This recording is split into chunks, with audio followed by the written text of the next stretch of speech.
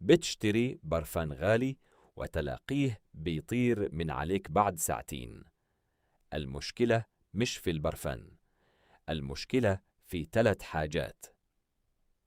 أول حاجة نوع بشرتك. لو بشرتك ناشفة العطر هيطير بسرعة. الحل: حط نقطة مرطب من غير ريحة قبل ما ترش. تاني حاجة، مناخيرك اتعودت، انت مش شامه بعد نص ساعة، بس كل اللي حواليك لسه شامينه. تالت حاجة، بترشه في المكان الغلط. ما تفركش المعصمين في بعض، رش ورا الودن، ورا الرقبة، وجوا الهدوم على الصدر. الحرارة في الأماكن دي هي اللي بتخلي العطر يثبت طول اليوم.